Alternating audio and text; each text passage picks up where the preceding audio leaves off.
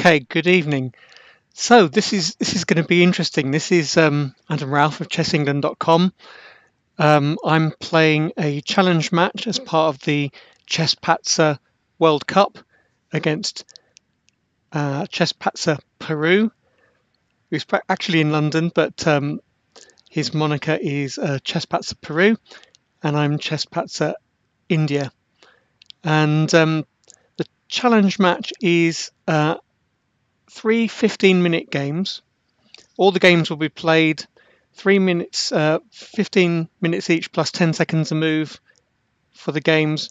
But the handicap is based around the ratings of the players.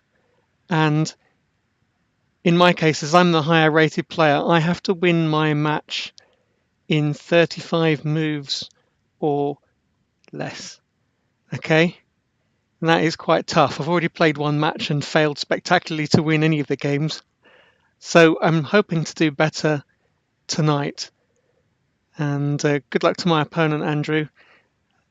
But hopefully I shall be able to win these games in under 35 moves, but we'll see. I'm really enjoying playing these matches. Thanks to Jack Tavillier, who is chesspatzer UK and his website chesspatzerzunite.com. I'm getting a lot of practice. It's good fun, and it's bringing me into a whole new world, the world of streaming chess online, and I'm really enjoying it. Mainly, I'm a chess tournament organizer.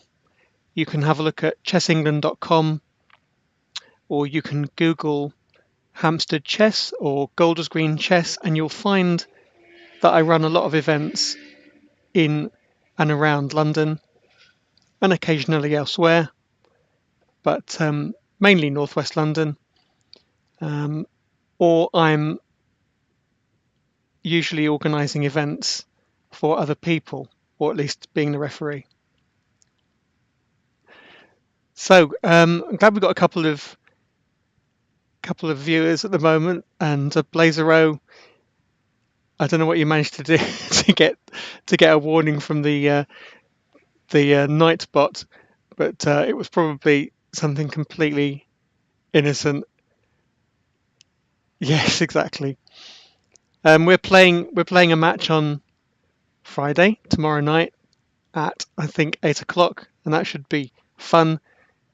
And I suspect you probably won't learn anything from these games, because what I've discovered from this time control and this handicap especially is that it changes the way you play, or at least the way I play, completely. If I'm just trying to win a game of chess and I have 15 minutes plus 10 seconds to move against most players, I wouldn't be worried about how long it takes. I'm only thinking about the result, even if you have to grind the win out. But when you know you've only got 35 moves, that's really quite something. And I've watched other players do it. Chesspatzer España is particularly good at it, but it may suit his style of play more than it does mine. So we'll see. I don't know if I have a vampire blocker bot, but what I do have is a knight bot, and I haven't twiddled with the settings on it. I mainly used Nightbot because I saw it on somebody else's excellent stream, and I thought, oh, that's a great idea. Let's use Nightbot to insert messages while I'm playing chess, and I can't really think about playing and typing. It does it automatically. So eat chips. Apart from making me feel very hungry, you said, can you recommend a friendly chess club in northwest London for someone who has no over-the-board experience? Okay, let's go for that. But at the moment, I'm going to accept the challenge from chesspatzer PERU, just so we can kick off. And you can see immediately, that's all right, immediately you can see 15 minutes each, and I have got a strategy of sorts. I'm going to get white twice, which is very good. I have got a strategy of sorts, so let's see if it works. It's not my normal style of play, so let's go for it. Now, eat chips, apart from making me feel hungry, um, apart from making me feel hungry,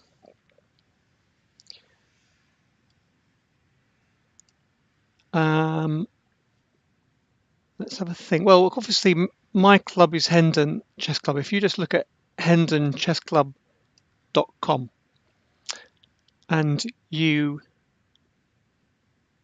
have a look at their website, that is a friendly chess club. But if you have no over-the-board experience, does that mean that you have, for instance, no experience of competitive games with a clock? Or, have you played lots of games on livechess.org? Because we've had lots of members join us who have literally only just played chess online. And that has been quite interesting because they've really enjoyed playing at the chess club, and they've really enjoyed joining my tournaments. And it's a whole new world for them. It really is a completely new experience for a player who walks into a tournament hall and sees 160 other people playing chess, and grandmasters at one end and complete beginners at the other end. So I recommend coming along, and it won't cost you anything to come along and find out what it's like. At the moment, our club is shut because in summer it gets very quiet, and we tend to have a blitz tournament on the first Thursday of every month. So in August we had a blitz tournament, then the club was shut until the next blitz tournament, which is at the beginning of September. So you could come along for that blitz tournament. It's 10 minutes per player per game. Or you could wait until the week after, when you can just come along and play friendly games. There's no pressure to join. It won't cost you just to attend. You can just see how you go. Now I am kind of going for it here with the sort of H pawn attack. Given that I've got like 30 more moves to mate him,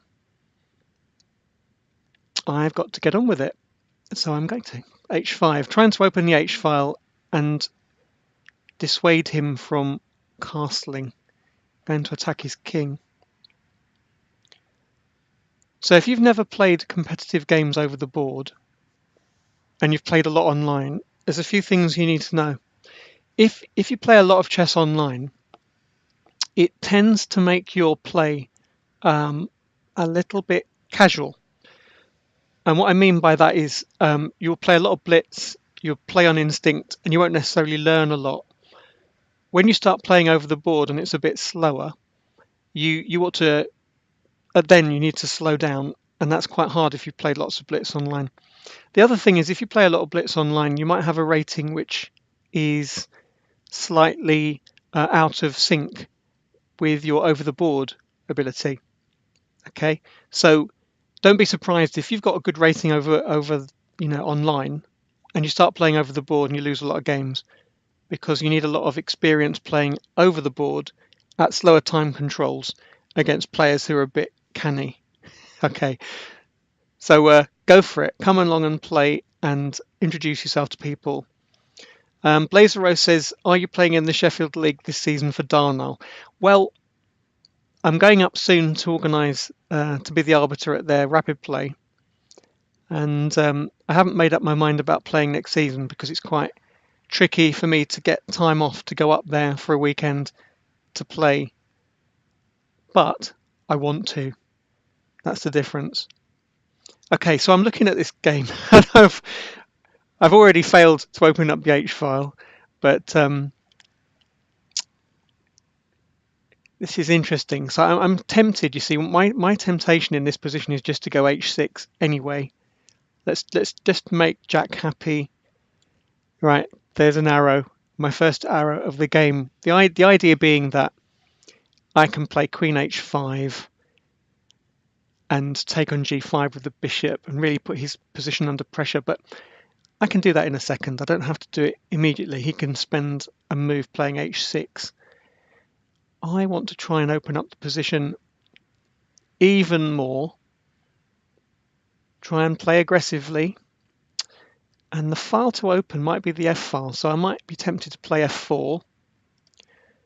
And I am slightly tempted to play that now, just to open up. Yes, let's do that. Open up files for my pieces with the idea that I'm going to clear my first rank and castle queenside as quickly as possible and then try and attack him in the center of the board. So it's really good to have Chesspatzer UK joining us. Jack de Villiers, he's the reason why we're here. Basically, we could just be playing chess and nobody would be watching it, and we wouldn't be enjoying it quite so much.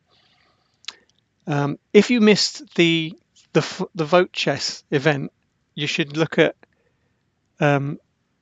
Chesspatzer UK's YouTube channel because it was really good.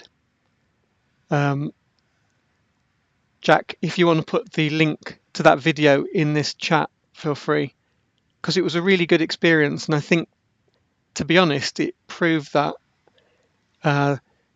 democracy is alive and well, because people basically voted for the moves. Sometimes we had to make an executive decision or there was an automatic recapture, but generally I looked through the game and I'll probably do an analysis video of it because there were quite a few moves where I would never have played. I would never have played the move that was played. So well done to you guys. So now my opponent's played h6. I actually think I've got a nifty move with knight h3, and he can't defend the pawn on g5 well. How can he do it? If he goes g4, I just take it. If he goes f6, that does really weaken his position. So I am tempted to do it. Meanwhile, he can't play knight f6, and he can't play knight e7 because he'll lose the pawn on g5.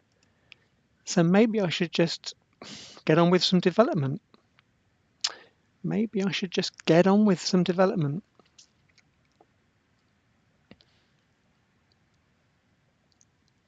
Knight h3 seems like a good move. Putting the g5 pawn under pressure. Let's see what he does about that. And then, I might even castle and just open up the f file. We'll see. My opponent's rating is 1539, which is pretty good. And to be honest, I've been looking at his games, so I knew he'd play g6. And I'm fairly certain I know what he plays when he has white, because it's the same kind of nonsense I play when I play white. So we'll see whether or not we get a collie or a London system or something like that. But mainly I think he plays d4 and e3.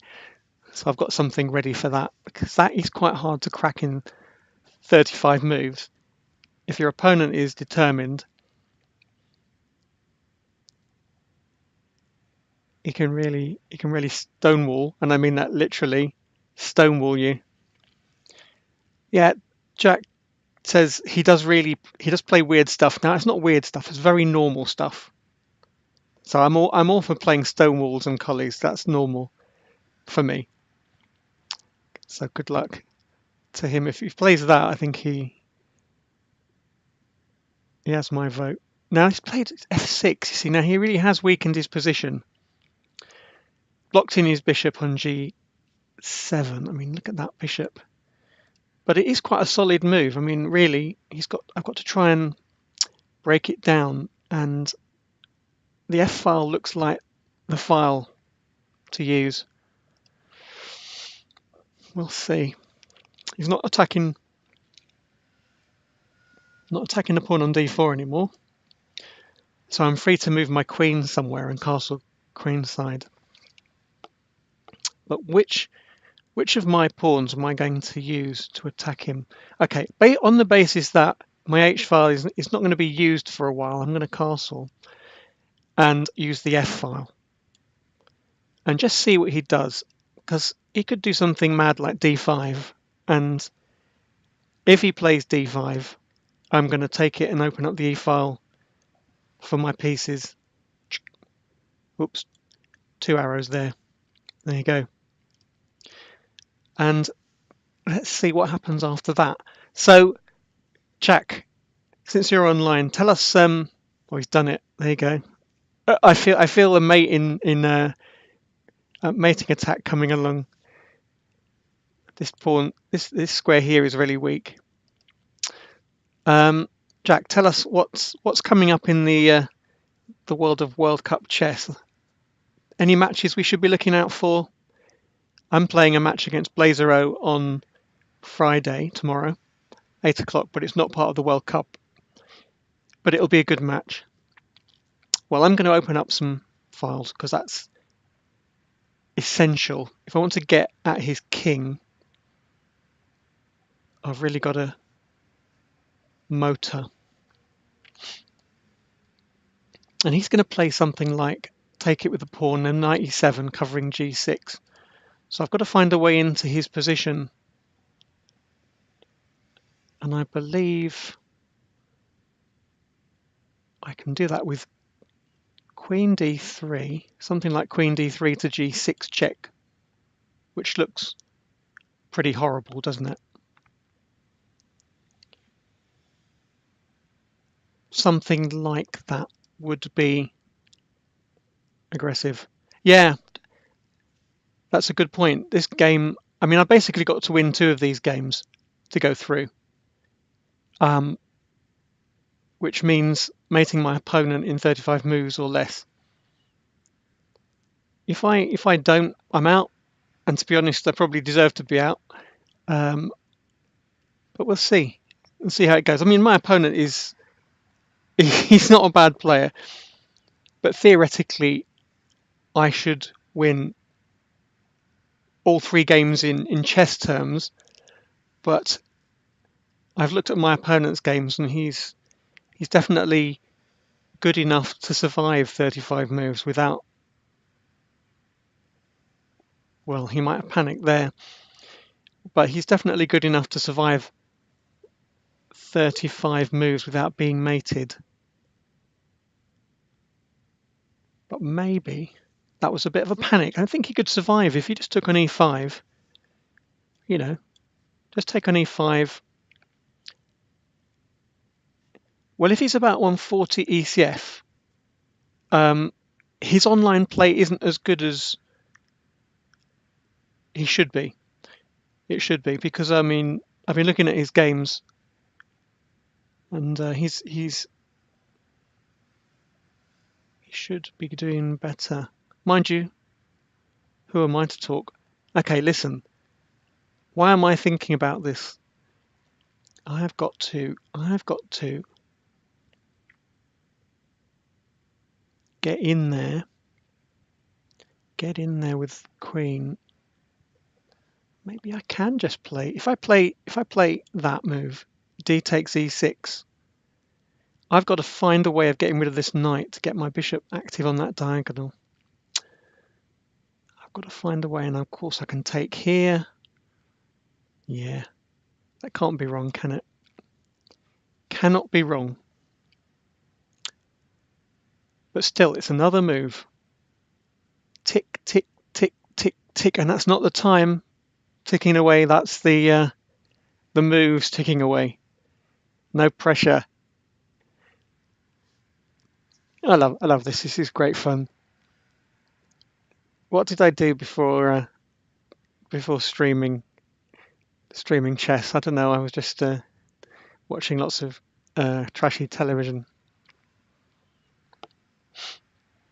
But in this World Cup format, this handicapping system is interesting because most tournaments are organised on a handicapping system, which is based on the amount of time you get. So, for instance, if I am 200 points higher than my opponent, I might get, 5 minutes to play my game, and my opponent might get 15. But this is not that kind of handicap. This is back to the I must make my opponent in 35 moves or less handicap. Not easy. Not easy at all. But I must just persist. I don't want him to take on d4. So I play bishop e3 or d5. And d5 looks good, actually. But then he plays knight a5. And then he might win the pawn on d5. No, I think just for the moment, I'm going to be solid and play bishop e3, because my idea is to open up the king side and attack his king. Thank you, Percy. I'm not against the handicapping system. I can't complain. If there's a handicapping system and it doesn't work for me, that doesn't mean it doesn't work. Although it doesn't necessarily work for me. I'm learning to be a bit more focused. Maybe talking and trying to develop a laser sharp attack simultaneously does not necessarily work for me. So we'll see.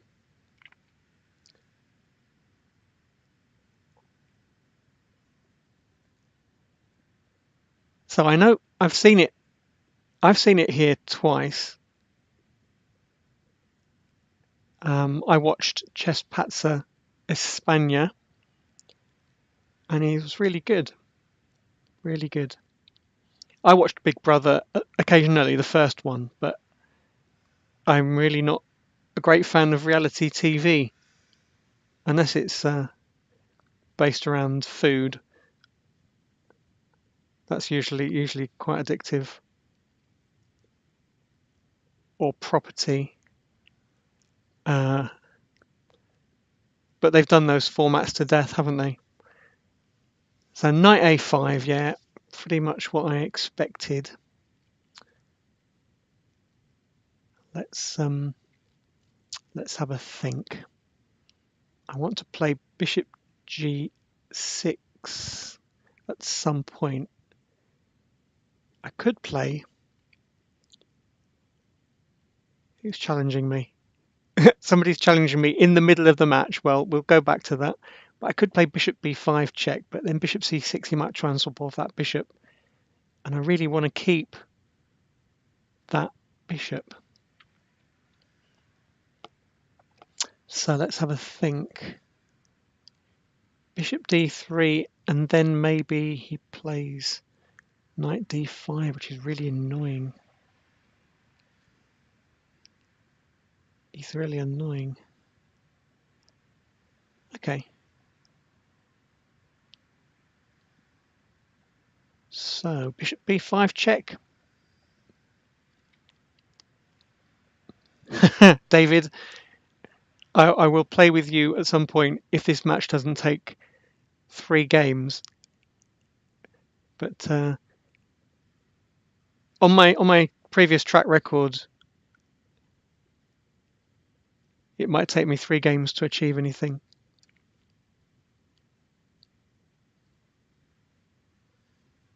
But we'll see.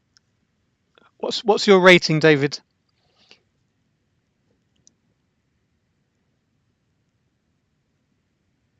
C6 is what I was hoping for. Now I'm going to focus on maybe g6.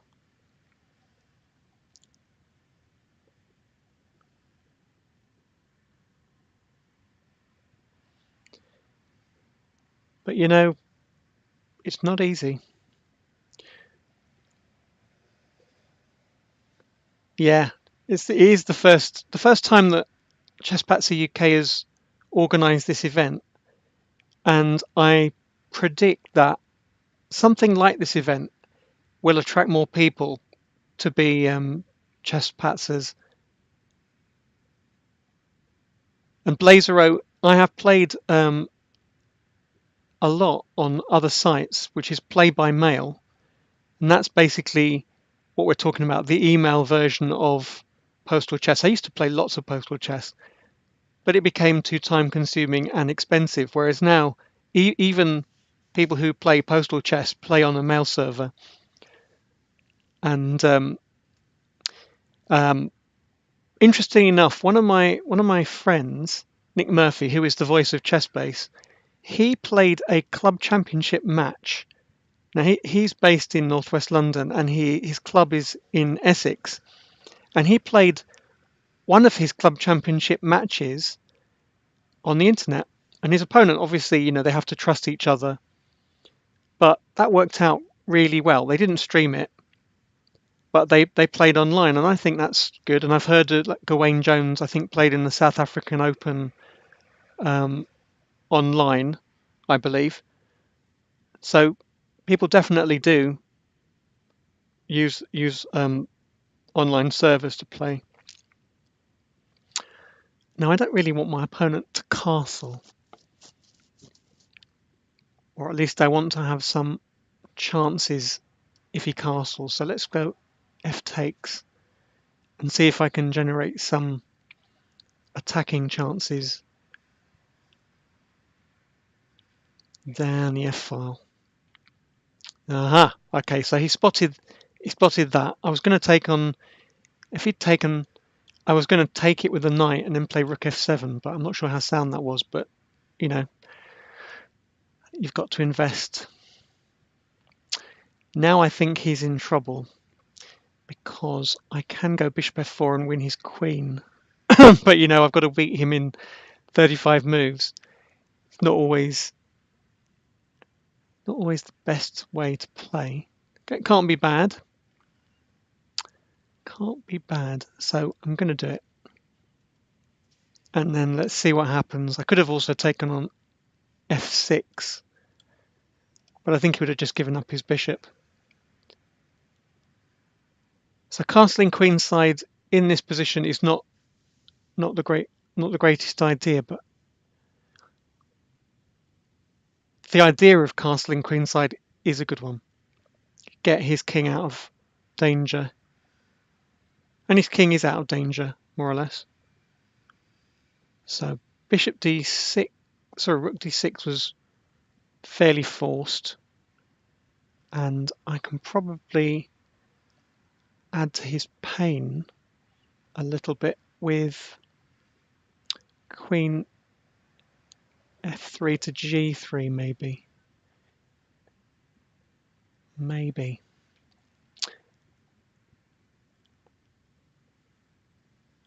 But let us see.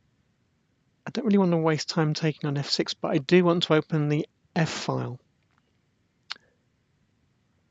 So this is the moment when I need to get into his position. Okay.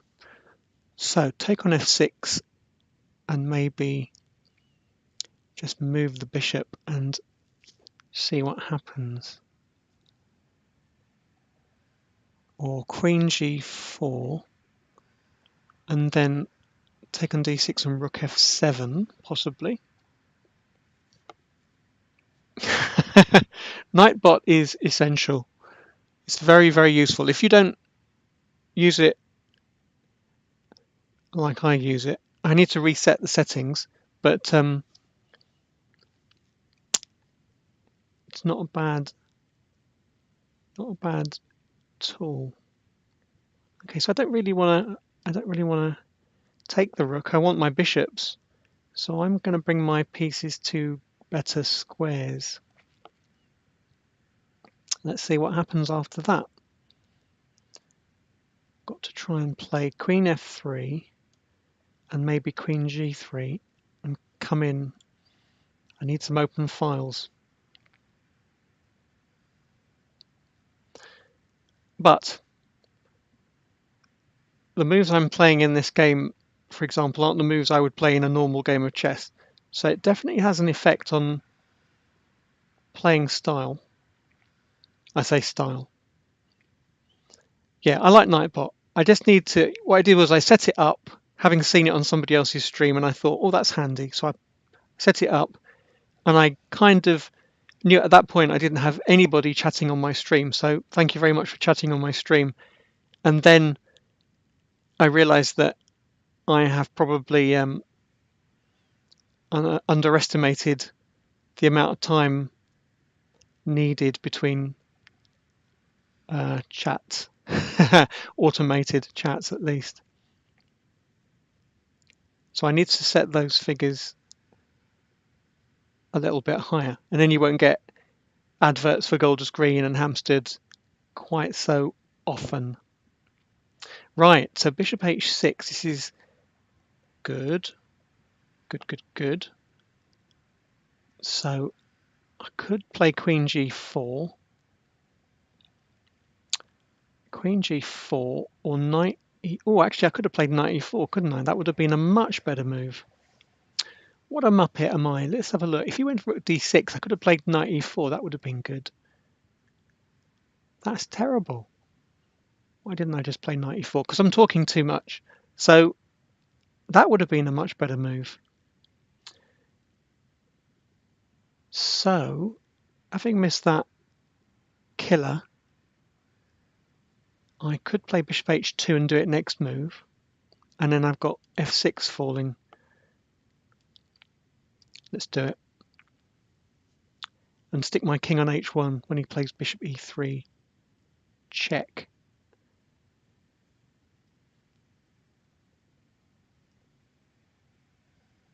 But, you know, I haven't got that many moves left to mate him. So I might need to take some more lessons.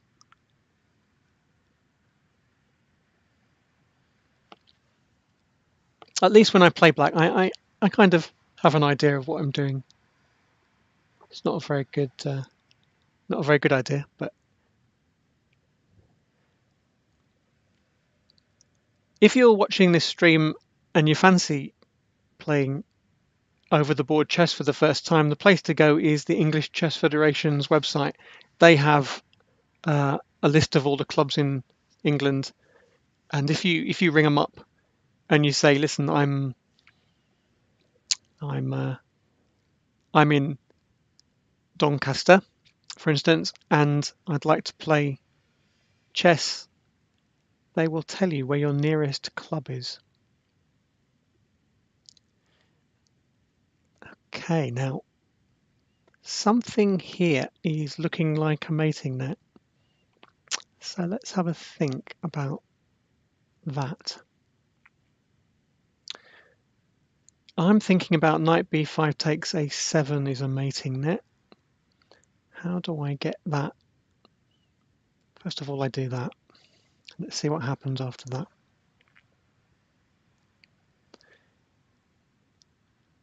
I do have a mating net. Okay, so now I'm feeling more positive now. I can undo his. Oh, he's got a check. I hate that when people check you. I have got an idea of something. Bishop takes d4 is a good move, and I would have liked to keep my knight, and I can go knight b5, and he takes it. If I go knight b5 and he takes it, and I can take on there, and he takes my rook. Okay, meh. And if I take on a5, he takes here, and then I take on b6. Let's see. That's not really. I really need that knight. Okay, it's a shame because I really wanted that knight. So I'm going to move it, and then he can have my rook on a1, and I'm going to take on d6. Now that's the other thing is how is Andrew a Peruvian? he's based in London, and so I thought, I emailed him and I said, oh, do we have to take account of the time difference? And he said, no, I'm in London, so we didn't have to. Now, if they're in Doncaster, yes, there are some great pubs in that area. I've been really impressed. By marriage. Oh, that's always the best way. always the best way. Okay, rook takes e6 is interesting. Okay, so I've got some tricks. Got some tricks. I don't really want to lose that rook, but I think I need to concentrate on not losing on time. Do I get a 10 sec? Has anyone checked whether or not I'm getting a 10-second increment? Because I might need it. So, what is the best move? I'm still winning the knight, aren't I? So if I do this, I should be able to open the B file for my rook. 14 moves, yeah. It's not looking like it's doable, but I have got some sneaky moves. And now I've got the open lines. So let's see what I can do. 2 minutes 41. His increment is working, yeah. He doesn't need it. From what I can tell, I'm in need of increment, even in normal games. There isn't a countdown, and you counting down every single move is going to be really boring. So, but feel free, because it just encourages Nightbot. But now look, I've got some chances here. Okay, I've got this diagonal, and I've got, oh, that's interesting. So knight c4. I've got yeah, I don't mind so much having. That's a good move in a practical sense. It's a good move. I want to hang on to that knight. If I went queen g4, he goes f5, I take it, he goes knight e3. Not nice. Not nice at all. So maybe I have to play bishop takes c4. And I really want that knight. I really want the knight. I've got to try and mate him with that knight.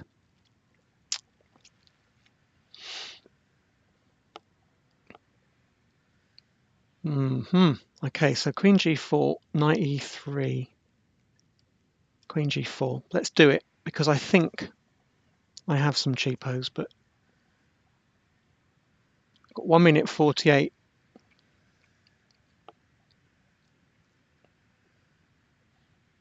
Yeah, Jack's games would be a bit more direct and to the point, right from move one, which is what you need. Let's see what happens. Okay, so I'm gonna sacrifice that rook, and I've got a pin along that diagonal, which is quite useful, and I've also got this diagonal, which is quite useful. So I've got, you know, queen f4 kind of moves with a mate threat, or at least a threat of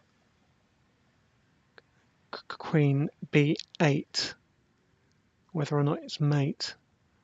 So now I go queen f4, and he takes on f5, and I go queen b8 check, king d7, queen b7 check, king e8.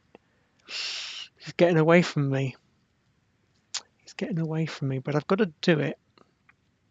Queen f4. I've got to do it. This is what I planned. And I've just got to do it. So if he takes me and I go queen b8, the crowd knows queen b8 check is good, king d7 is good. But really, I need to mate him. Queen c7 check, king e8. Aha, bishop e5, yeah, as expected. And I'm going to take it.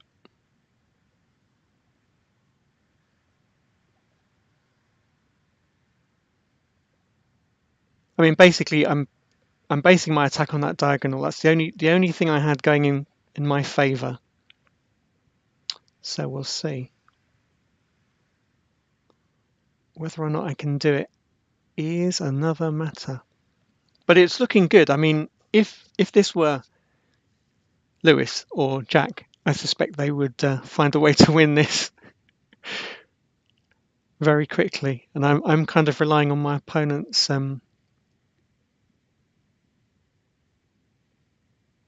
That's a good move. I'm relying on my opponent screwing up slightly. Now I do have rook takes d5 with queen b8 check, but I need some pieces. So, damn. So queen f7. I haven't got queen c7, mate, which is the problem. So if I can shift that, oops, I haven't got to play moves. Let's just do it. Apply pressure and see what happens. And hope for queen takes d5, queen c7, mate. That would be lovely. But he's not going to do that because he's played very well. So I have got to play after queen takes or c takes. I've got to play that. Now I am definitely coming in to b8. I can't see a way of mating him, but that's got to be a good start. Got to be a good start. King d7. And this has got to be a good... I haven't got anything else, so I've got to do that. And let's hope, Percy, that he does slip. I've met some very bad accountants. Even accountants. I knew one accountant who, well, he was almost, is it innumerate? But, you know, he was good with the calculator. So in this position, king e8 wasn't what I was expecting. Knight, let's have a look. I've got him. I must have him. I've got to have him. If I play knight to g5, that looks like a pretty good move to start with. And then I've got bishop, if he goes rook e7, and I've got bishop g6. Is it enough to mate him in 5 moves? Let's have a think. Because I've got queen f7 mate. That's the square I'm looking at, but he can go rook e7. And if he does rook e7, okay, rook e7, bishop g6, check. And then he goes king f8. Then what? He's running away.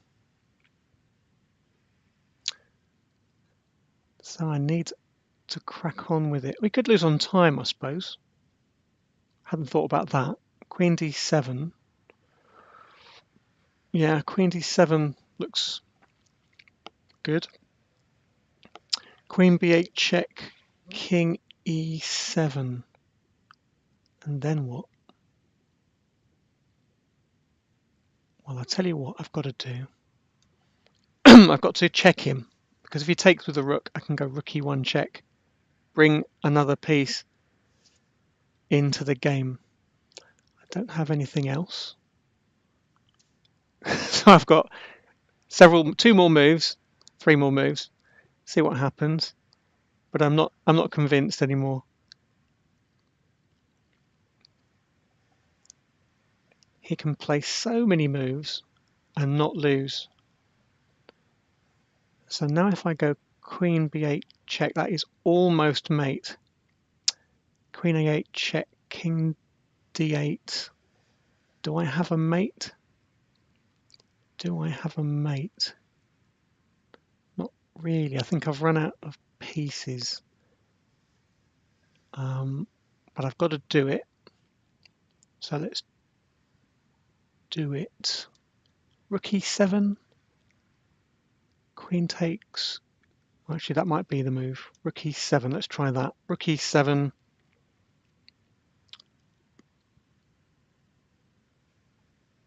And then maybe I've run out of mating threats. king takes e7, good move. And I don't think I've got anything in this position at all. No, well done. So the problem with this format for me is I certainly wouldn't want to play rated games in this format in future because it's just not it's not normal chess. It is a handicap game, but it's more like a kind of variant. Yep.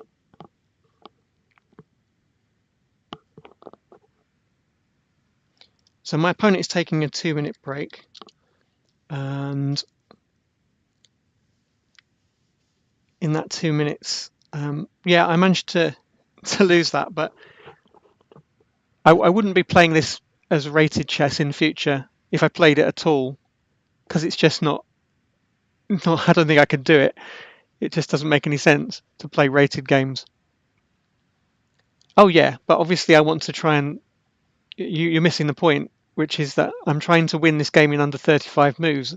I can't suddenly switch to just play to win. That means I just give up winning, trying to win on under 36 moves. That's the whole point.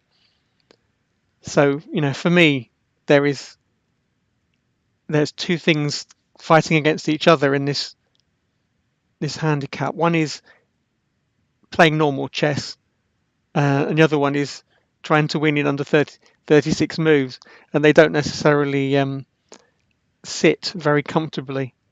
But that was really, I mean, I would be surprised in that game if I didn't miss something. Did I miss something interesting in that position? Yeah, it was one for me, but Jack, it was one for me in a normal game. If I had the chance to play normal moves, I would win that 100%. I would win this game 100%, but not in under 36 moves. I know, unfortunately, we're using the ratings that are on the chesspatzer World Cup website, so we have to go with those.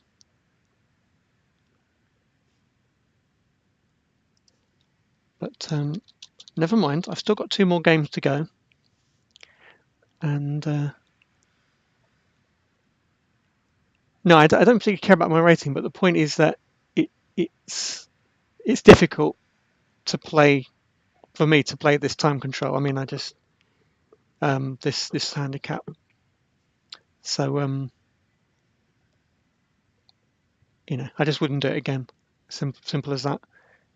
But I don't mind any other kind of handicap, even a really horrible time handicap. But it's quite hard for me to get my head around this one.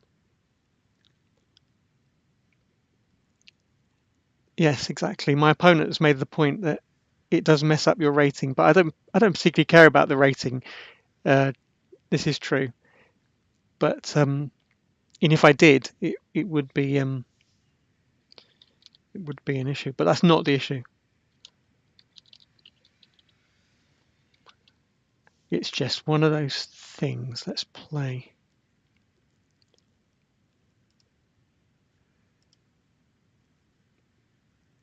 Yes, I understand.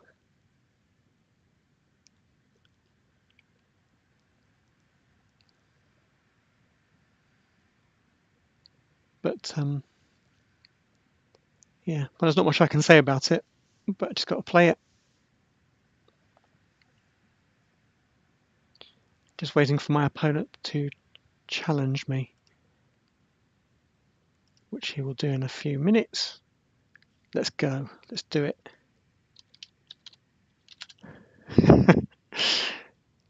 Do it. I think I probably had mate, but I spectacularly failed to see it. Okay, so my opponent's played what I expected. Let's see how we get on. I think he plays something like e3 or knight f3, which can be very boring, as I know because I play it myself, and very hard to crack. But let's see what we can do. So he played what I expected, and we'll see.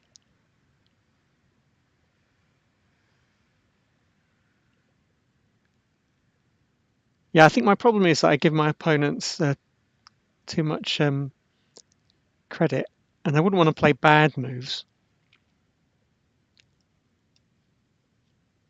just to see whether or not my opponent fell into something. But and this is what I expected. I kind of expected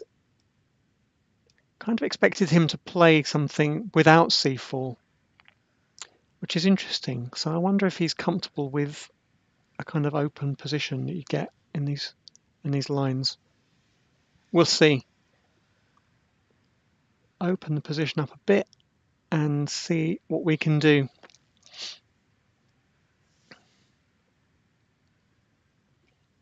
Now, if I can, I'm going to castle queenside and obviously try and attack him.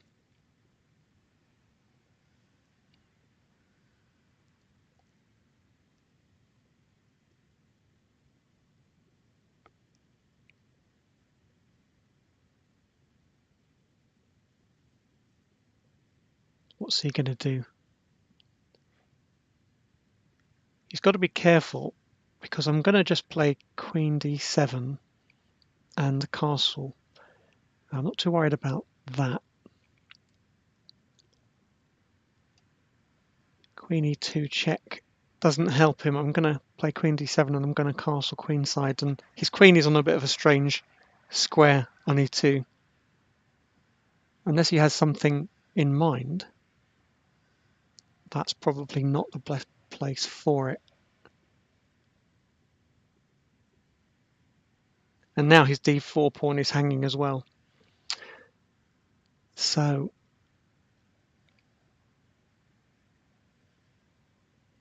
well, I was going to play f6 anyway, but I have the opportunity to play knight takes, whoops, arrows, knight takes d4, but then bishop takes e7, knight takes e2, bishop takes d8, gets lots of pieces off.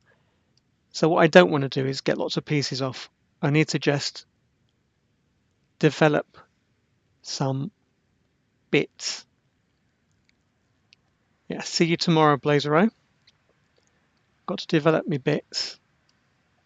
And this is what I wanted.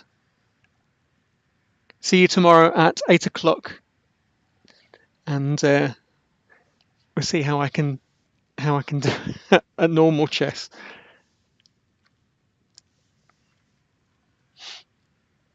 Right, h6. Now I want my bishops. So do I want to encourage him play bad risky chess, Adam? Yeah, that's all right. This is how it's going. I'm just gonna move my bishop and let him play g4 if he wants to. And I'm going to castle queenside without a doubt. And then I'm going to play g5 and g4. Where is he going to put his king? His king might be... that's a good move. c5, blocking the position up. Swine. Okay.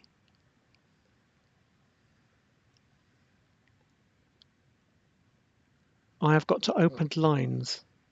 So I've got to open lines against his king. Where is his king going to go? My king can still go to the king side. And to be honest, I really need to open lines. So I'm going to play b6.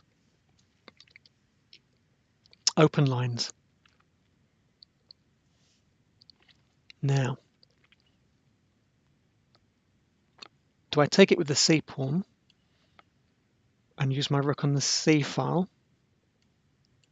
Or do I take it with the a pawn and then get some action on his queen side? That's probably the move, because he then won't really be able to castle on the queen side. And if he does, I shall attack him there in the moves that I've got left, rapidly decreasing. We'll see. Got to win this game. This is a must-win game. So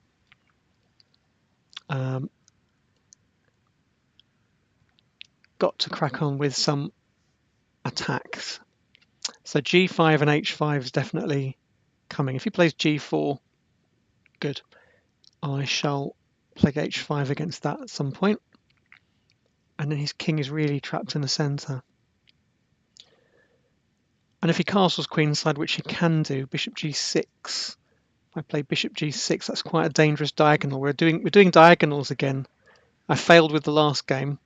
Be interesting to play through it on an engine and see if I miss something sharper.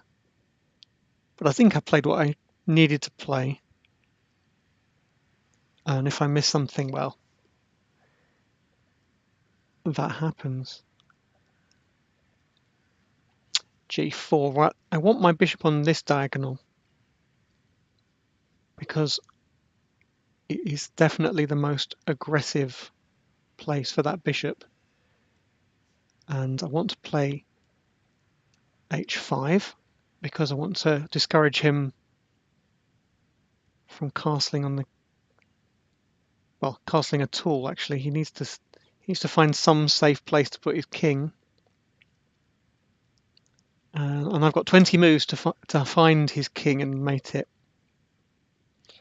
So I might be playing, in this position, I might be playing knight b4 and chasing his king around. But let's open some lines first. If you've just tuned in, this is a handicap game, an unusual handicap, normal chess, but black has to mate white in 35 moves or less. So at the moment I've made 14 moves. You can do the maths. I lost the first game, which means I have to win. In this 3-game match, I have to win the next 2 to go through to the next stage of the Chesspatzers World Cup. And if you look at chesspatzersunite.com, you can read all about that.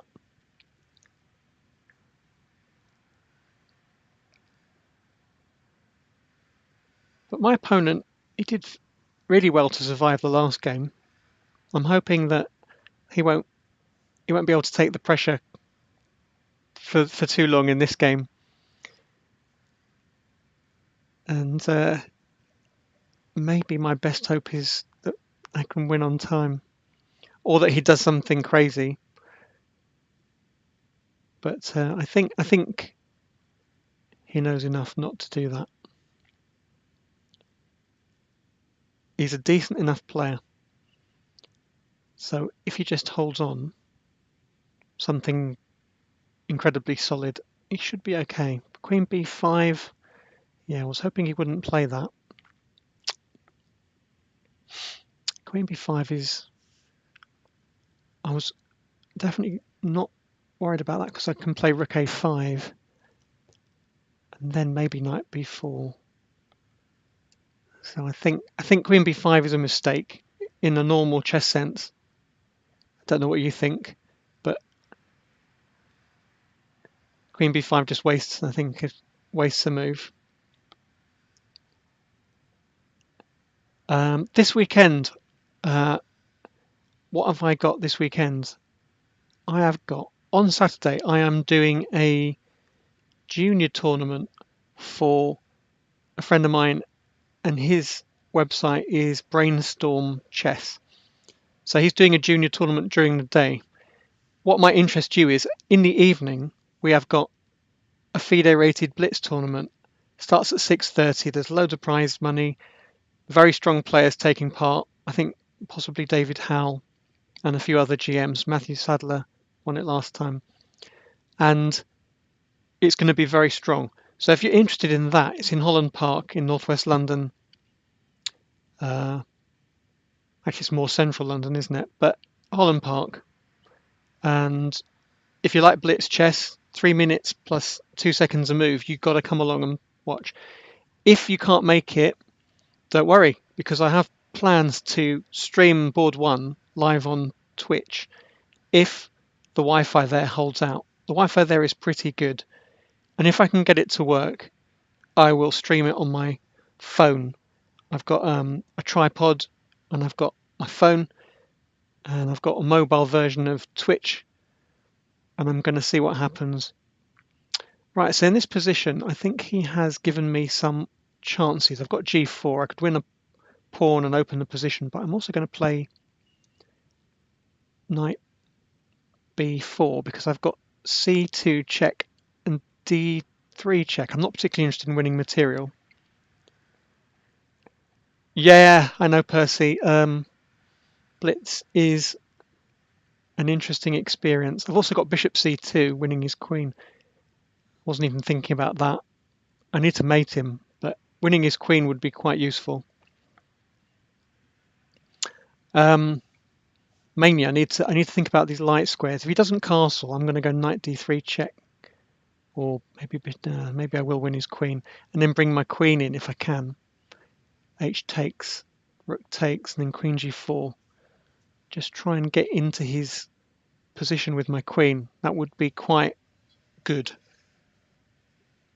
Even I could win that in 35 moves, he said, famous last words. So this tournament, it's a really good 9-round blitz. Peter Sauer's won it. He got 9 out of 9, and I videoed every single game.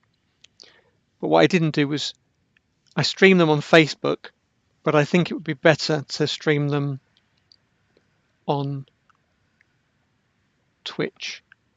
I think that would be very interesting. So we could stream them live on Twitch. I can't do the commentary because I'm there, but we could do something clever at some point with the technology and try and get Jack, for instance, to commentate. Today I was trying out a live board for the first time. I'm thinking about getting a live board so that I can not only video the games, but transmit the moves live on a board like this,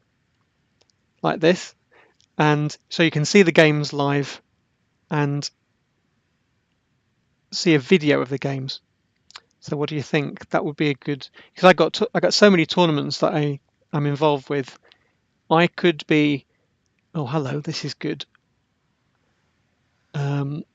I could be streaming live games probably every weekend and sometimes during the week if I can get the technology to work.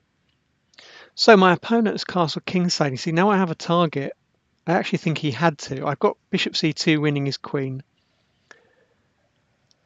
And really, that would be objectively the right move. But I don't want to give up my light squared bishop. I want to mate him. And the best way to mate him is to open his kingside. So let's just do that first.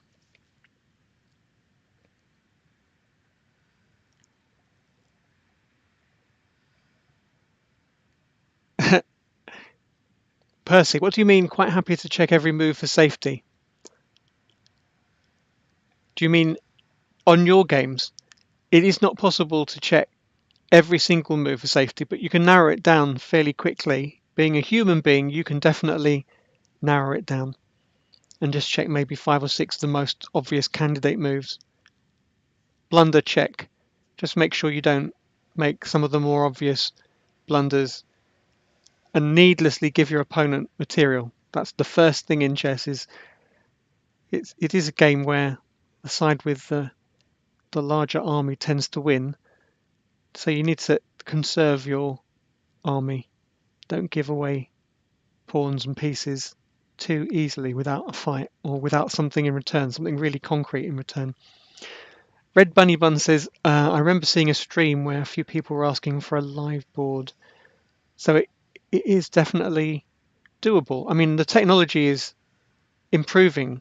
So this live board I was looking at, okay, it's almost £400, but I could borrow one or two or three, but I'm just learning to use the technology. And Nick Murphy, the voice of Chess Base, has one, and we experimented with it, and we were able to broadcast to the internet, and my wife was able to watch it at home because I sent her the link, and it worked perfectly.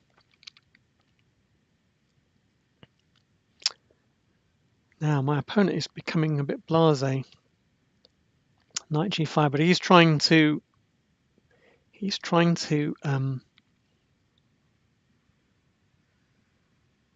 is trying to block lines, and he wants to take on d5, and I really want to checkmate him before he gets a chance to do that.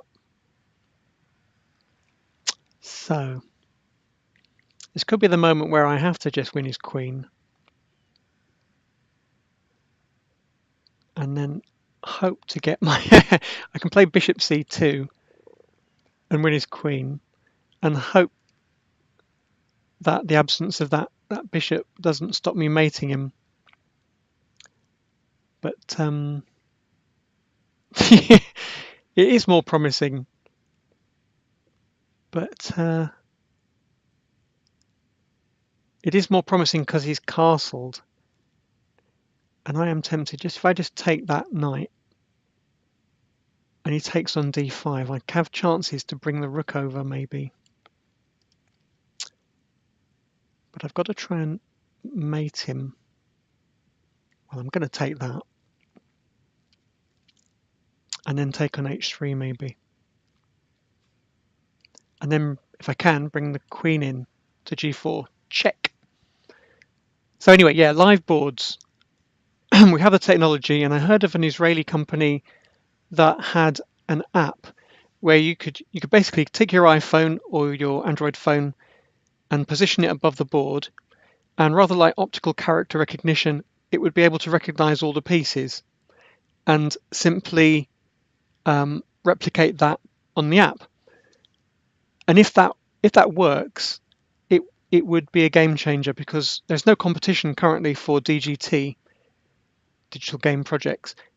The live board they produce is brilliant. It works very well. It works with the clocks that they produce. Although, is my opponent giving me a chance? I must be able to play queen g4. That must be a good move. Let's just play it. So they are number one in the field, digital DGT, and there's nothing else. So if this company gets off the ground, you wouldn't need a live board costing £300 or £400 minimum and all the cabling. You just need your phone. And currently there is an app where you can take a picture of a chessboard and it will render that into a PGN file. So you can just play through it on a board in your favorite app. And that's brilliant. I've tried it.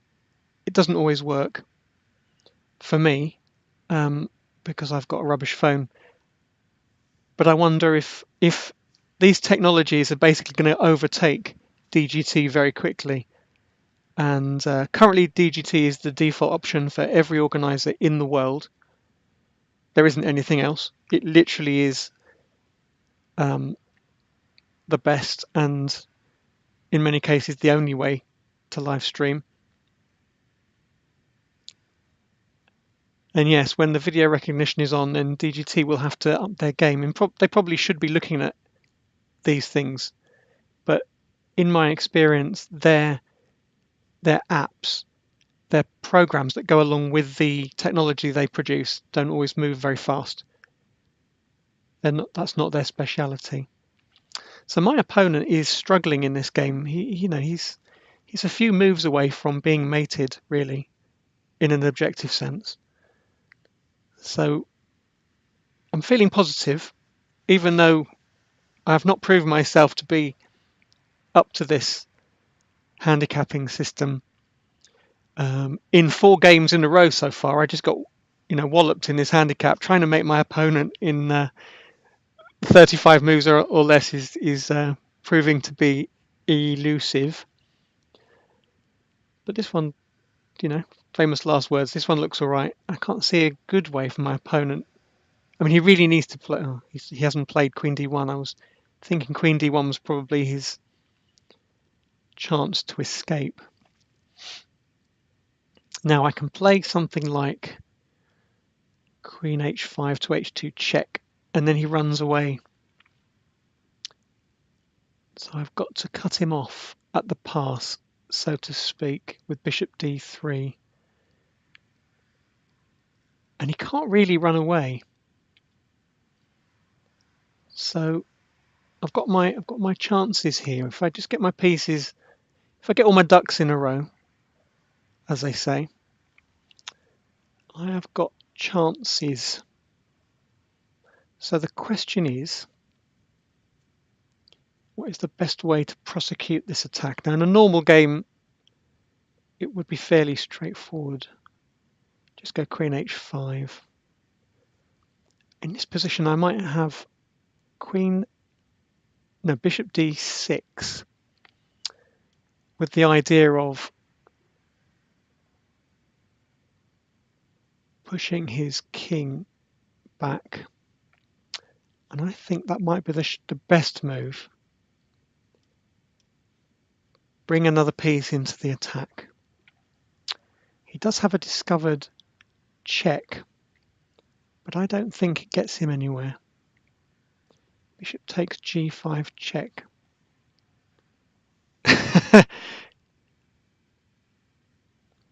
My opponent is being very kind on the chat.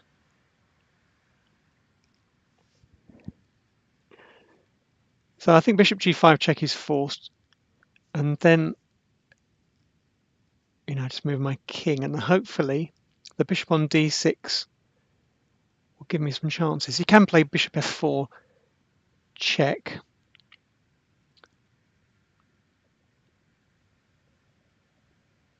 Maybe I shouldn't have played Bishop D6. Maybe Queen H4 would have been wiser, but there you go.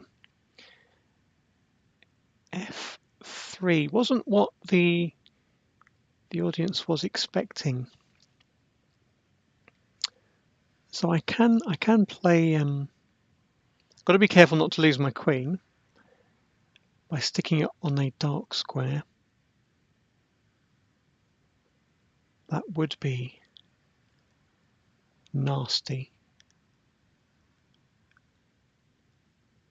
But I can play Queen H5 and then go Queen H2,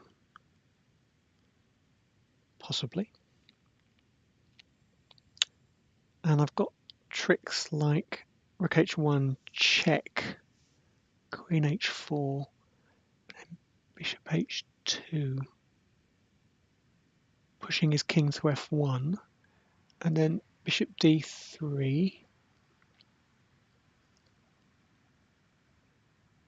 Yeah, that's an interesting move. Rook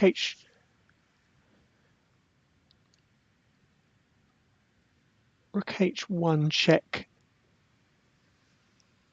king takes Queen H4 check, and then he has to go king there, and then I go Bishop H2 check, and he has to go King F1, and then I go Bishop D3 check, and he has to block it with something. Where's the mate in that position? Where is the mate in that position? Got to have something fairly good. All right, we'll start with Bishop H2 check instead, because he didn't take the discovered check, which I think probably he should have done,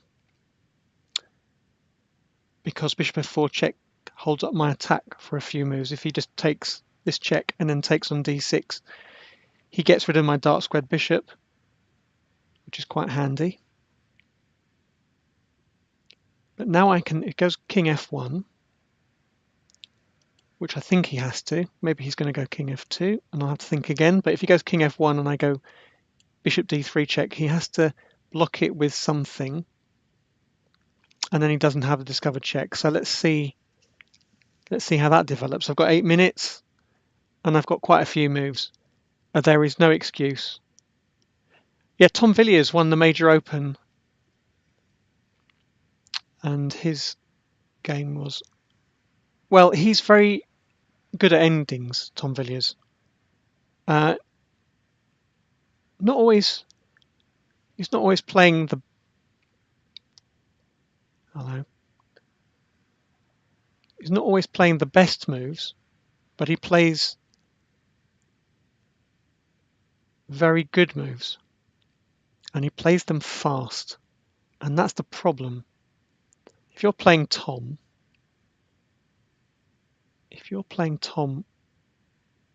you've got to be prepared to play a really long game. Okay, so in this position, I have got, if that wasn't there, I've got knight d3 and then knight f2 mate. So there's something to think about. He could win my queen, and I'm kind of stuck. But he's also got this nasty discovered check. So if I played, for instance, queen h4, he'd go bishop takes g5, check, and win my queen. So I've got to put my queen on a decent square. Queen g3 again, bishop f4, check, king moves, bishop takes, check. Doesn't look like I'm mating him. If I just went knight d3, he could just take, he could just take the queen, and the knight doesn't have mate. Damn it. But that is an idea to bear in mind.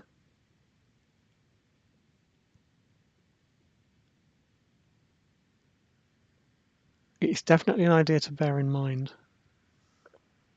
But I have to move my queen. I don't have knight d3 takes. Have I got anything? I don't think so. And I'm slightly lacking this this rook. I really need a few more pieces in this attack. So I'm going to play queen h5 because it's safe and because I want to mate him on h2. So that seems like a sensible move. Down the h file and then see what happens. And thanks very much, Lewis, for your good wishes. It's uphill all the way after this.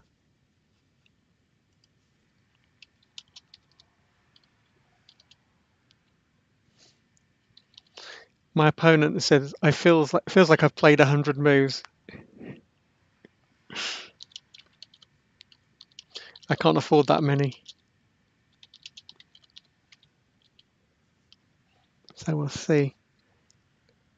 Yeah. So this Saturday evening, 6:30, Holland Park, FIDE rated blitz, really strong, and I will stream it from 6:30, technology permitting, live on Twitch at twitch.tv/Adam Ralph.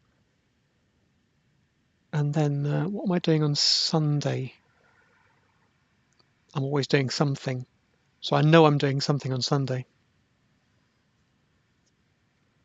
Let's see what my opponent plays. With any luck, he might run out of time, which would be, he's taken, I think he's been very kind actually. He's taken that. I must be able to win this now. But you know, he's got tricky moves. He's got tricky moves, and he might have his own mate threats. So I've got to be very careful.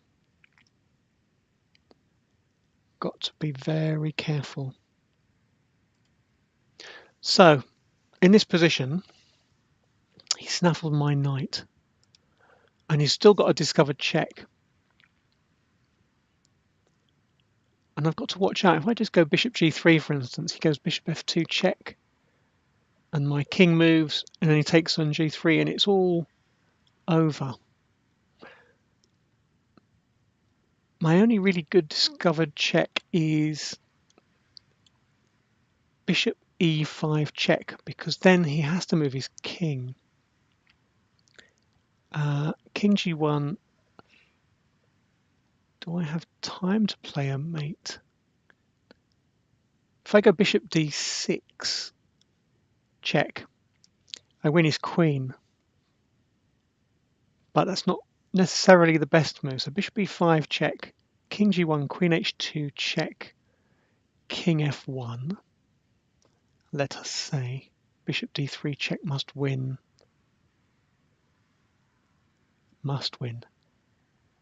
So he's got to go king f2. And then I've got... Well, have I got a mate? Have I got a mate? How many moves have I got? 10 more moves, let's say. That looks promising. So I'm not going to win his queen with bishop d6 check. I'm going to play bishop e5 check with the idea of chasing his king with queen h2. Gives me an extra move. But, you know, I haven't calculated this to a win. I just think this is my best practical chance. So we'll see. King f1, not a good idea, bishop d3. But king f2 with the idea of running away with king e2, king d1 is an idea. I think he has made a mistake with that, because I just get a free move to stick the bishop on d3, and then I can mate him if I'm lucky. I've got to do it anyway. Let's just do it and see what happens. And now I could play something like... What can I do in this position? This is actually not that easy to crack. What can I do in this position? I really want to play queen h1 check, sacking the queen. But I might just have to lump it and just take on e2, which wouldn't really be... That wouldn't really be the game, would it? So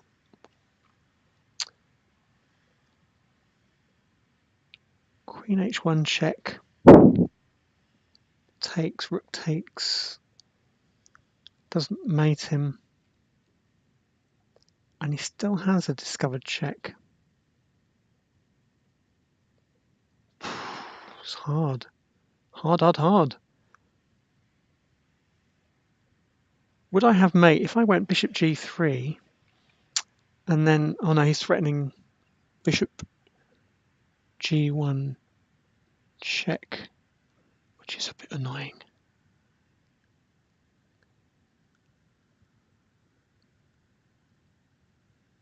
Very difficult. What I really want to do is switch my rook and my queen around.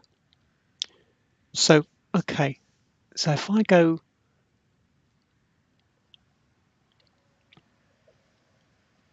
queen g3 and he goes bishop f2 check to take my queen, and they go bishop e2 check, and he goes knight takes. Do I have a mate in that position? No, his bishop really hangs... The whole position is being held together by that light squared bishop. Yes, he's doing a bloody good job. So maybe I need to play rook h3 and just sack it and just get on with it. Maybe I need to just do that. But then he can take on e5. It's really hard. So what am I going to do in that position?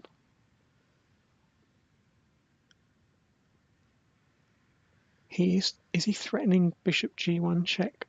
Not really. But I really need to get cracking with the moves.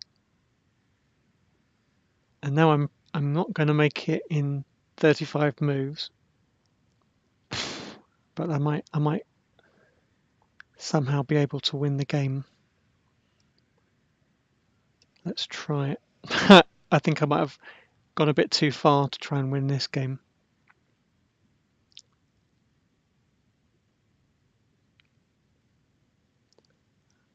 But let's just play chess and see what happens. Yeah, Bughouse is great. Now what do I do? I've got to bring this rook into the game somehow. I can do that.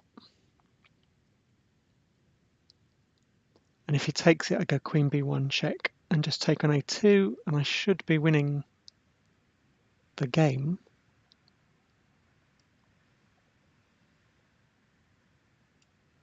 But let's see.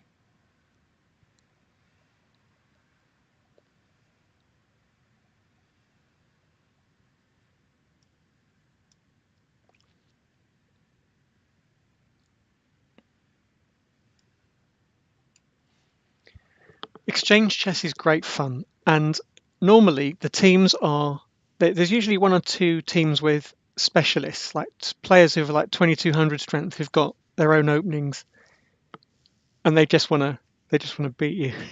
They just want to win the prize. There is good prize money, and there's usually a good smattering of junior teams. Um, Junior teams being particularly dangerous because juniors love playing Bug House and Crazy House and all the other stuff. So, can I win this game? Tricky. Tricky. It's not easy to win this game, actually. I could play Rook F8 and focus on F2. What's the best way of trying to win this game? It's not easy. I think I need to play Queen C2 and bring my queen back to F5 and just exchange off some bits. Ah, chesspatzer Eng. Nice to meet you. Okay. So I'm not doing very well. Even in a normal game, I'm not doing particularly well here. If I take, he goes queen there and takes. So I need to move the rook. And then I need to play queen f5, and who knows what's going on. I might be able to struggle a win in the ending. Excuse me. Just going to have some cold tea.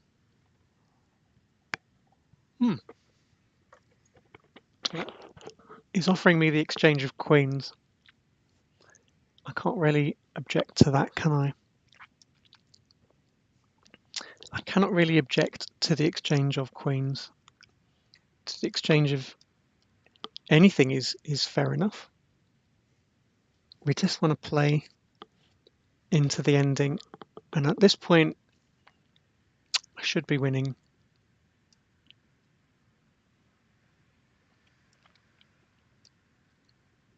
But you never know. I could even lose this one. Got to be very careful with that pawn.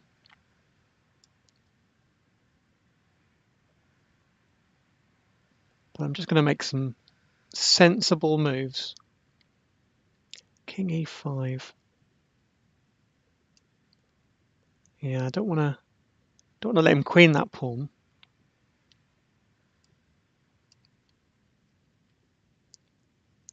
And I don't want to let him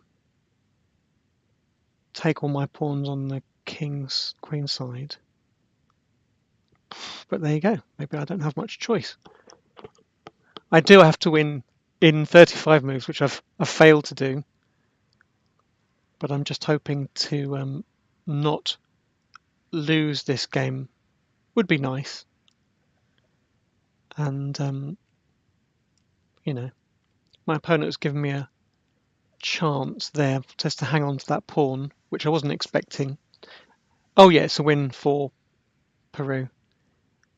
He's avoided being mated in 35 moves. or less. Now, if I just play c5, no, actually I think I'll just play b5 and try and queen the pawn.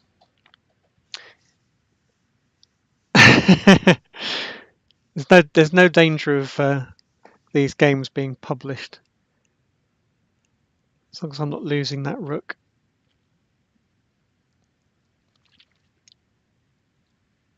Let's see what happens. Well, I'm not despairing, but I have lost the match. I lost the first game and I lost the second game, so that's that. I'll just play chess in the third game, but it's an interesting format, but not one I'm very good at.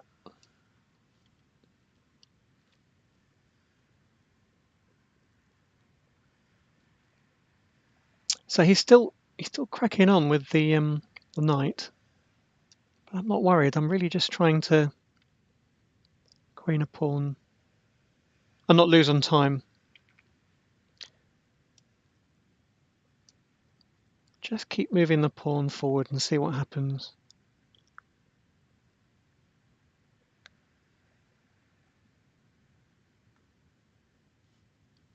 It's quite difficult for him.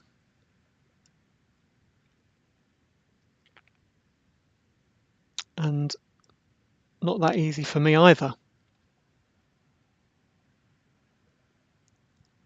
If he goes king c3, I think rook h3 causes him problems. Okay, well I can do that. That's all over. So I can win it in chess terms. Yeah, good game. In chess terms, I can win it. I lost the match in the handicap sense, but I won the game. And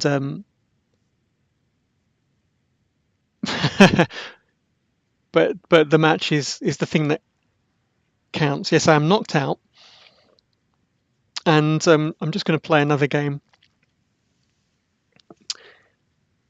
But I'll watch the rest of the tournament with interest. My opponent needs a 2-minute break, and we'll certainly give him that after such a game. So while we're waiting,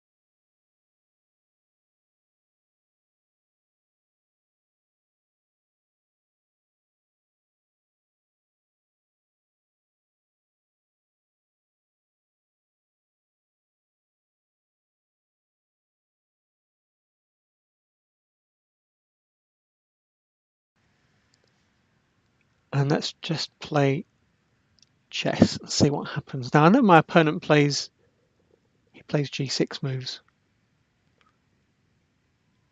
Yeah, winning the queen just won't do. I'm not sure bishop e5 was correct, but I think actually the mistake was allowing the potential for his discovered check. So bishop, if you imagine my bishop was on e7 and I played bishop d6, that was probably just too ambitious. Queen h4 and maybe mating him down the h file, I think would have been a much more sensible thing to do. So winning the queen was correct. With bishop c2, okay, I feel certain that that was a good idea. I just didn't want to give up my light squared bishop. But no, winning the queen it's always correct. Isn't that the point? Winning the queen is always correct. Now we've repeated the same line that we had in the previous game. I'm going to play something slightly different.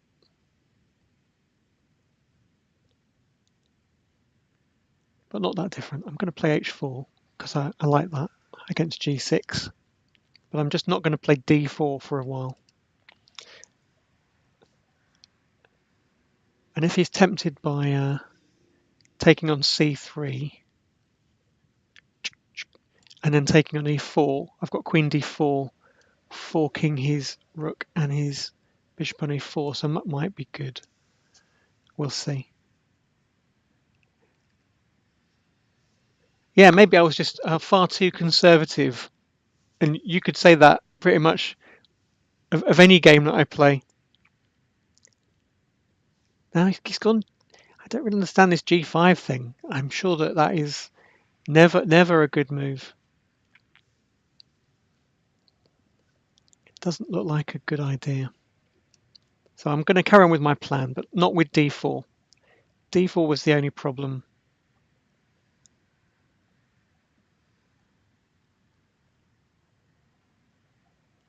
Yeah, I think a better player than I would have cracked that position, but it was too late. So let's have a look. Final action is following me, but I didn't get an alert. So thank you very much, final action. Why didn't I get an alert? This is the thing I want. The alert box is there. It's working. But final action is following me, which is cool. Thank you very much. And bishop takes c3 check is, oh, well, it's almost never a good move to give up that dark squared bishop if you're a player of the modern defense or something similar, because you really need that dark squared bishop and you're going to suffer without it. So but my opponent's idea is if I move the bishop, he takes an e4 twice, which looks good. So I have to take on d5 first and then move my bishop to b3, which doesn't look like the greatest square for the bishop. So that's a good move. But I'm still thinking taking on c3 is, in the long run, going to prove like a bad idea. But we shall see.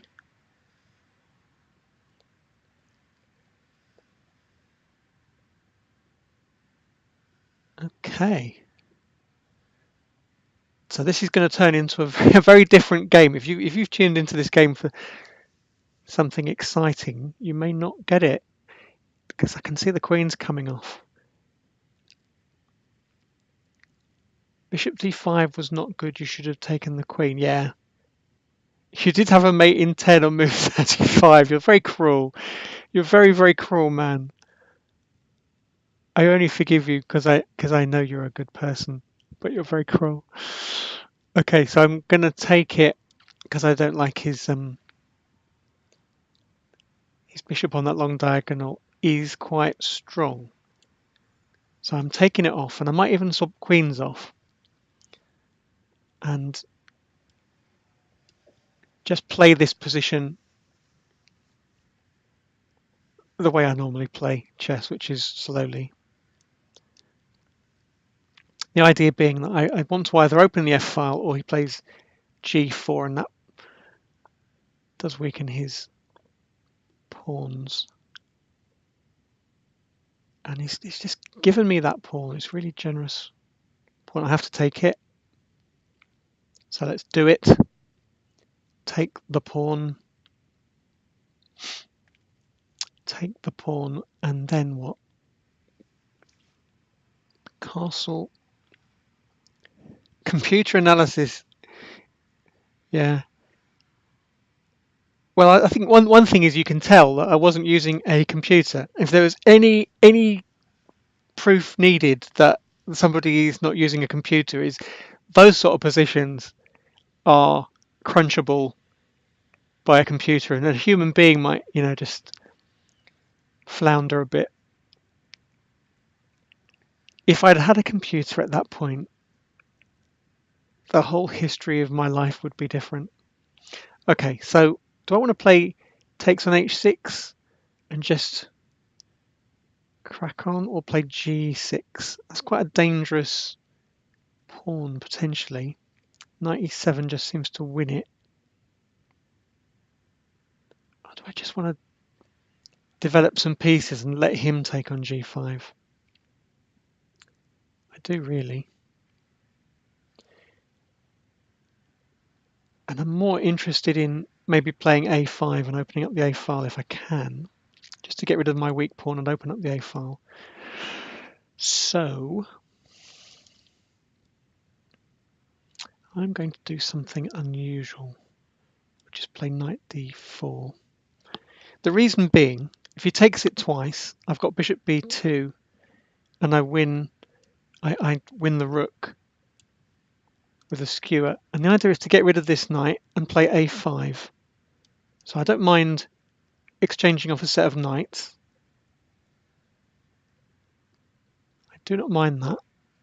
I don't even mind him winning a pawn back.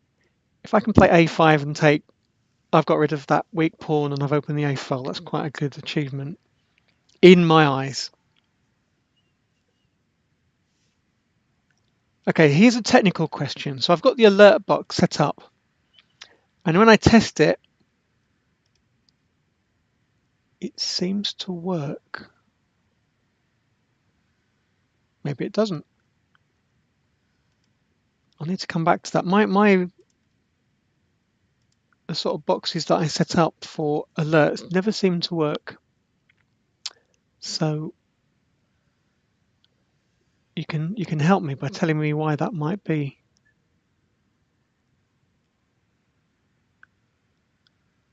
So now he's played rook d5. Not sure where that rook is going if I play c4. If I just play c4, he's got to go rook f5, which looks a bit odd. Does look a bit odd. I don't really want to waste a move doing that. And he's threatening to take on g5. So now is the time possibly just to play sensible moves, if there are such things. I'm going to castle, and I'm going to let him have the pawn on h5, and I'm going to go rook takes f7. Seems like a good pawn to grab. Yeah, that didn't work. So I set up my alert box. It's there, and it worked when I clicked test to start with, and it is at the top of my. It did appear on the screen, but it didn't play the jingle. That is weird. If you saw it on the screen, I didn't see it. Or at least I didn't see it in the middle of this screen, if you get my drift. Around about E4. And no audio. So let's have a look at the source properties. While I'm playing chess here, I can have a look. Go to widget settings. No, there's nothing here for source properties. Audio. Oh, at least you saw it. And hopefully you saw it when final action followed. I can check the other stuff at another time. So my opponent has been generous and played knight h6. I suppose he had to. If he takes on h5, I go rook f8 check and win his knight. Now I could play. I could play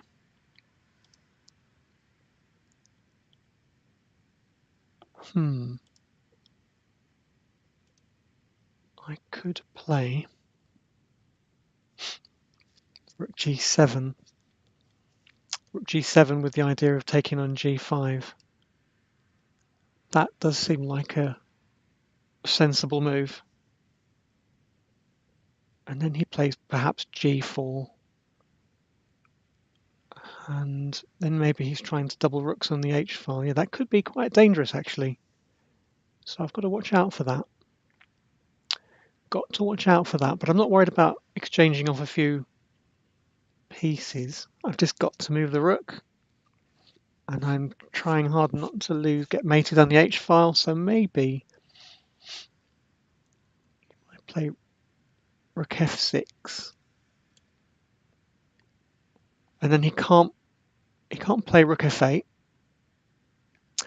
and his knight is kind of stuck there. He can play knight g4. Yes, that is the problem. So knight h6 is a move. If I just move my rook to the f file somewhere, just play rook f1, and he goes g4, and then takes on h5. That's quite nice, isn't it? So I've got to play something. Got to play something profound.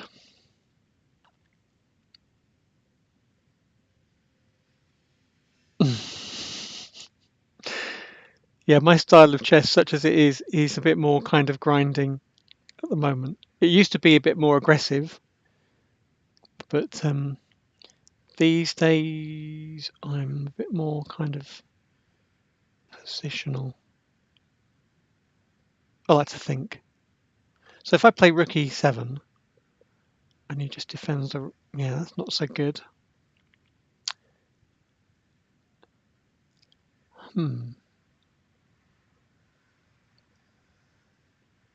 So maybe knight, that is the move. Rook f6, knight g4, rook takes e6, rook takes h5, and he doesn't have mate. But it's not nice. It's not nice. Rook f6, knight g4, rook e6, rook h5. And he can't get his pieces to mate me just yet. Let's do it.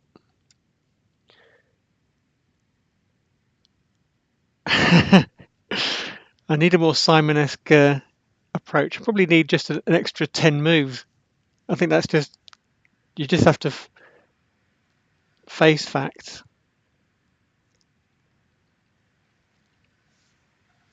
Okay, while I'm playing, I'm going to delete the alert box.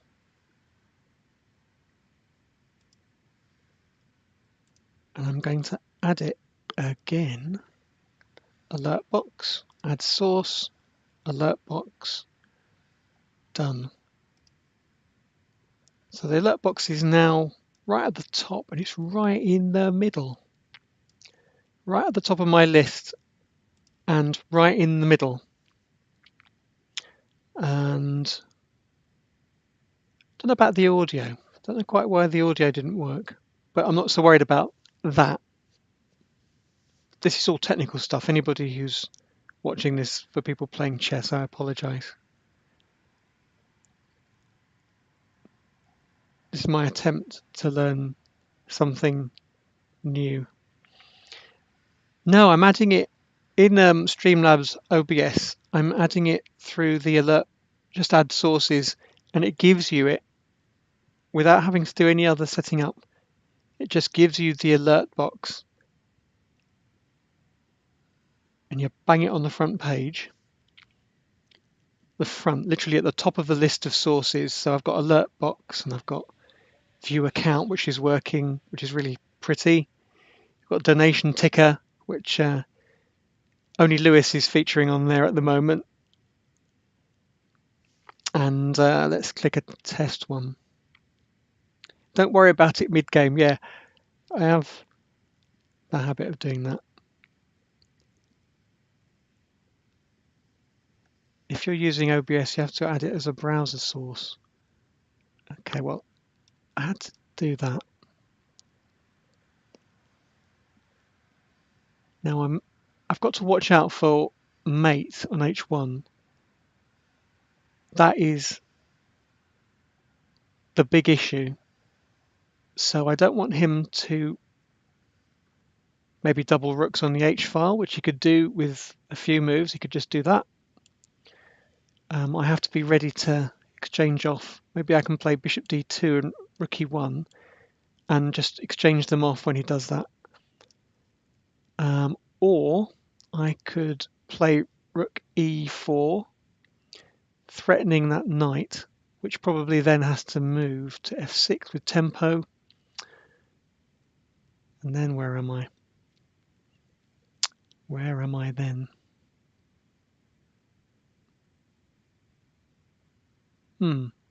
Tricky. But I could play rook e5. So rook e4, back to rook e5. And if he moves the rook, then I can take on g5. And then he goes, well, yeah, he hasn't got time for rook h8 because I can exchange off. What JT says is right. It's interesting. Streamlabs OBS is supposed to avoid all those issues, which is why I downloaded it. It's just supposed to be idiot proof. Okay, so rook e4 is probably a good move. The idea being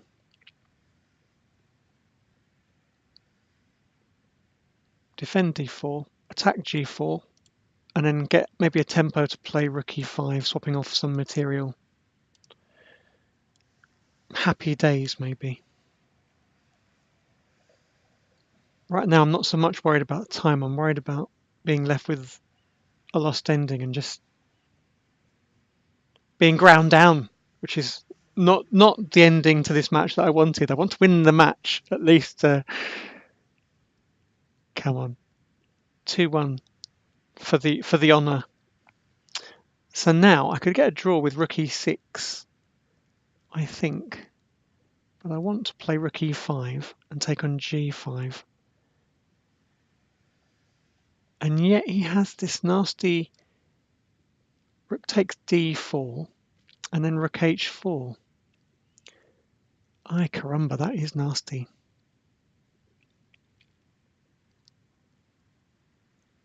So rook e5, rook takes d4, rook takes g5, and then he moves his rook. And then maybe doubles on the g. No, he doesn't have time. That can't be a bad move. Can't be a bad move. It's only a bad move if I let him play something like rook h1 mate. After rook takes d4, do I have time to play bishop b2, for instance? Then he doubles rooks. Not good. I've got to take on g5. So he who says A must say B. Rook takes g5 has to be done. And I've got a passed g-pawn. Just I should point that out. I've got a passed g-pawn. Hooray! And that is the only advantage I have. Everything else is... I didn't expect to be here after 2 hours, actually. I thought these games would be finished fairly quickly one way or the other. Now, he's after this a-pawn. That's very nasty. But I'm not sure he should have done that. I think I can play bishop b2 and he just has to retreat. He's got to play rook d6. Can I win that knight? I don't think so. So just develop. He's got to play rook d6 in this position to defend the knight. And I might have some tactics. At the very least, I can bring in my rook with tempo. And that's just a blunder because I can take on f6 and it defends the rook. He does not have mate. So I've been fortunate in benefiting from a blunder in that position. I wasn't totally sure that I was winning that before he played rook h4. when he played rook h to h4. I think that was a bad move. I think he has to just acknowledge that I've played rook takes g5 and just swap. So bishop b7, he's giving me everything. He's so generous. It's the end. Unless I've missed a mate. Yeah, my opponent says thanks. Thanks for the match, Andrew. You played really, really well. It was quite hard, but you played very well in the handicap.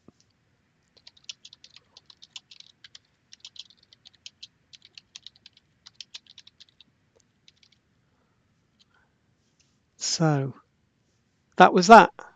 Yay! 2-1. In the end, honour was salvaged.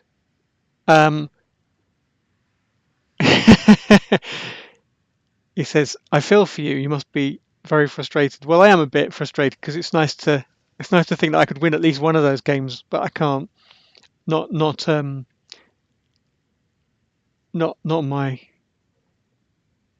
with my style or lack of style. He's being very kind on the chat. He's being extremely kind. I've got a straightforward match tomorrow. I'm going to my FIDE is about 2100 and my ECF is about 2000. But tomorrow I've got a match against Blazero at 8 p.m. So if you feel like watching some more chess, 8 p.m. tomorrow, Blazero and I are going to have a rematch. I won our first match, so we're playing a rematch. 15 minutes each, just 15 minutes each, no increment, I think. And yeah, that's an interesting idea. I'm not entirely sure I'd be very good at not losing in 35 moves, but maybe I'm just whinging too much. Just play chess. Maybe I should just ignore the handicap and just play chess and just see what happens. So Blazero is playing chesspatzer Bristol as well. Wow. Very good. Now, what does B.O stand for? I'm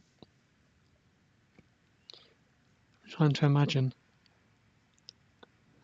Yeah, still complaining. But what can I do? That's life. Tomorrow I play some real chess and see what happens. Best of. Best of. I think we're just going to play 3 games. So even if he wins 2, we'll still play the 3rd game. Yeah, we did discuss this. In fact, from what I remember, it was my idea to have this handicap, and I've been hoisted by my own petard. But you know, you got to try it and see what happens. But I won't be voting for it again, just for personal reasons, because I'm rubbish at it. But you never know. We can try something. We can try something different. But I like the. When is your next arena, Jack? Because I like those arenas. If I can play in the arenas, they are quite an experience, and I feel quite shattered at the end of it. When is your next planned arena? You've got a few things planned, including a simul against Adam Hunt. 2nd of September. I probably won't be able to play in that because I will be in Sheffield, having run the Darnell and Handsworth rapid play, and I suspect that I won't get back in time to play. Now, interestingly enough, the old-fashioned handicaps with giving a piece would be interesting. I might have a better chance. But I hope you've enjoyed watching me whinge about this handicap. Come along tomorrow at 8 o'clock and watch me play against Blazero. Now, since you're online, I'm going to ask a question. What does Blazero stand for? What does it mean?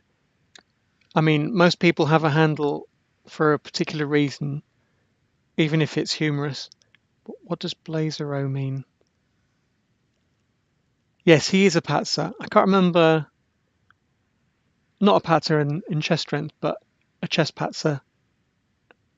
But I'm not sure which one he is. And what does Blazero stand for? Or shall I ask him tomorrow? Barnsley, excellent. So tomorrow we'll be playing just a real match, not necessarily a chesspatzer match. Yes, Blazero 8 is probably, maybe somebody had stolen, maybe Blazero 1 to 7 had been taken. Who knows? Now there was somebody who was online who wanted to play a game. I don't have much time, but I will play one more game if he's still online. Otherwise, I'm just going to take a break and eat something, which is probably the right way to end the evening. Percy, you're a good man. So I'm going to go, and I'm going to see you all tomorrow at 8 p.m. here, live and direct on Twitch. And with any luck, twitch.tv/Adam Ralph, you'll be able to watch us play and be great fun. See you then. Thanks very much for watching. If you want to see the results of this and all the other chesspatzer matches, look at www.chesspatzer Where is it? chesspatzerzunite.com. Thank you very much. See you tomorrow.